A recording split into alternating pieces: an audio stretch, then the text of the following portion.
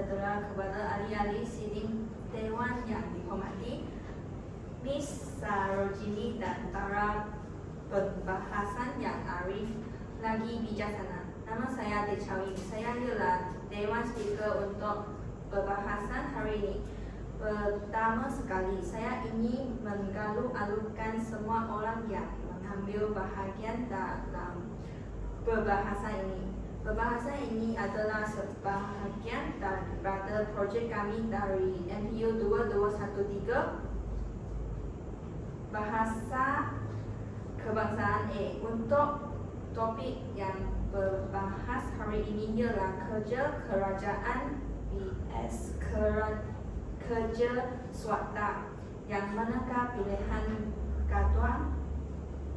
Topik yang kami pilih masih kekal sebagai salah satu topik popular bagi para sejarah.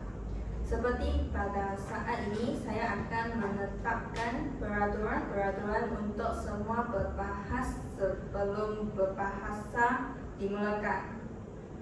Sebagai Dewan Speaker perbahasan ini, saya akan tetap berkecuali dan adil menjalan akhir perbahasan ini. Terdapat 3 wakil masing-masing dan kumpulan pencadang dan pasukan pembangkang. Setiap wakil diperuntukkan 3 atau 4 minit untuk menyampaikan poin mereka. Perwakilan dari kedua-dua pasukan dibenarkan untuk bercakap dengan 3 hujah saja. Semasa bahas bercakap, wakil lain dari kedua pasukan harus diam dan tidak dibenarkan mengkritik lawan. Yang paling penting, pembahas tidak dibenarkan mengkritik peribadi pihak lawan, agama dan kebudayaan sesuatu kaum tertentu, serta menggunakan isu-isu sensitif. Sekalian izinkan saya memperkenalkan semua ahli-ahli pasukan untuk perbahasan hari ini. Pada pihak penyokong ialah Tong Wei Kan dan Emmeline Chua Yi-jin. Pada pembangkang ialah Karen Singh, Wong Koi Yong dan Justin Gan Zitian. Serangga lagi, saya ingin mempunyai wakil pertama dari penyokong Tong Wei Kan untuk memulakan perbahasan ini. Terima kasih. Terima kasih juga Dewan. Saya penyokong daripada kerja kerajaan.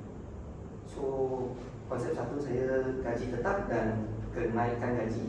Dalam sektor kerajaan, gaji tetap dan kenaikan gaji diberikan mengikut structure grade yang jelas dan ditetapkan. Setiap pekerja menerima gaji yang tetap sesuai dengan grade jawatan masing-masing. Kenaikan gaji pula bergantung kepada tempoh perkhidmatan serta prestasi kerja individu. Sistem ini menggunakan skala gaji yang telah ditetapkan untuk setiap grade, di mana kenaikan gaji berlaku secara berkala atau berdasarkan penilaian prestasi yang telah ditentukan oleh pihak pengurusan. Terima kasih. Sebagai pembangkang satu, saya akan terangkan tentang isi pertama, ialah peluang gaji lebih tinggi untuk kerajaan swasta. Di sektor swasta, peluang untuk memperoleh gaji yang lebih tinggi terbuka luas, terutamanya bagi pekerja yang menunjukkan prestasi cemerlang dan membawa nilai kepada syarikat tersebut. Gaji di sektor ini sering bergantung pada prestasi individu, di mana pekerja tersebut mempunyai kualiti tinggi atau mempunyai kemahiran khusus berpotensi menerima kenaikan yang lebih besar.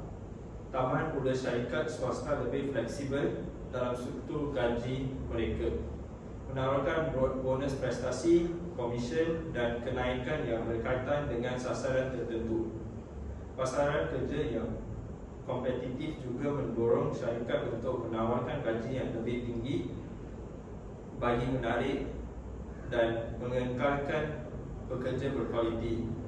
Ini menjadikan sektor swasta menarik bagi mereka yang ingin memaksimumkan pendapatan mereka berdasarkan kemahiran dan usaha mereka sendiri. Terima kasih.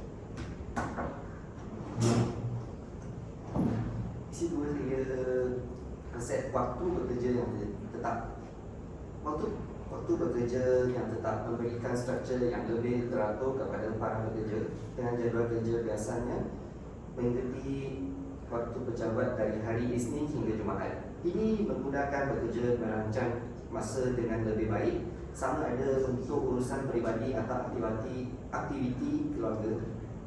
Selain itu, waktu kerja yang konsisten ini membantu meningkatkan keseimbangan antara kerja dan kehidupan peribadi, memberikan mereka peluang untuk berehat dan mengisi masa lapang di luar waktu kerja. Terima kasih.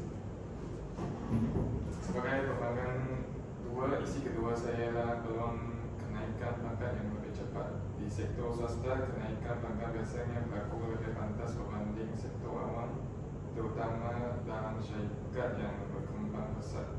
Syarikat swasta menilai pekerja berdasarkan akreditasi dan pencapaian, bukan semata-mata berdasarkan tempoh perkhidmatan. Pekerja yang menuju prestasi tinggi, komitmen dan kecekapan sering diharapkan dalam bentuk kenaikan pangkat. Industri yang berkembang seperti teknologi dan pemasaran digital memerlukan pekerja yang dinamik dan inovatif, membuka peluang kenaikan pangkat kepada mereka yang proaktif. Selain itu, syarikat pemula yang berkembang cepat juga sering memberi peluang kepada pekerja untuk mencapai kedudukan lebih tinggi dalam masa singkat. Terima kasih Dewan Speaker. Topik saya kestabilan pekerjaan. Pekerjaan dalam sektor kerajaan menawarkan kestabilan yang tinggi kerana pekerja kerajaan kurang terkesan oleh perubahan ekonomi atau masalah dalam pasaran berbanding dengan sektor swasta yang sering mengalami persyaratan dan pengurangan pekerja semasa ekonomi. Pekerja kerajaan jarang menghadapi risiko diberhentikan kerja. Kestabilan ini memberikan keyakinan dan jaminan jangka panjang kepada pekerja untuk merancang masa depan mereka dengan lebih tenang. Kecuali jika ada isu disiplin serius atau persyaratan semula yang besar. Saya nak perkembangan 3 dan isi 3 fasiliti waktu bekerja. Walaupun waktu kerja dalam sektor pasangan sering kali lebih panjang, beberapa syarikat ini kini menawarkan fleksibiliti waktu sebagai salah satu kelebihan pekerjaan, seperti waktu kerja ajar dan pilihan bekerja dari rumah semakin banyak. Dalam interaksi teknologi dan kekhidmatan, fasiliti ini membolehkan pekerja menentukan jadual kerja mereka mengikut keperluan peribadi atau keluarga. Ini bukan sahaja dapat mengurangkan tekanan kerja, tetapi juga membantu syarikat menerima bakat baru dan menggerakkan pekerja setiap ada, menjadikannya satu alamat yang semakin penting dalam dunia kerja moden. Terima kasih kepada kedua-dua pembahas untuk rumusan. Sekarang saya akan mengumumkan pemenang pasukan untuk perbahasan hari ini. Pasukan yang menang untuk berbahas hari ini adalah pasukan penyokong. Kerana pembenaran dan analisis isi-isi yang mereka berikan untuk berbahas hari ini. Akibatnya, penyokong pasukan ialah pasukan yang mainan berbahas hari ini. Ketika perbahasan berakhir, saya ingin mengucapkan terima kasih untuk semua perbahasan untuk berbahas yang hari ini dan juga mereka yang mengambil bahagian dalam perbahasan hari ini. Akhirnya, terima kasih kepada semua yang mengambil bahagian dalam perbahasan hari ini. Sekian, terima kasih.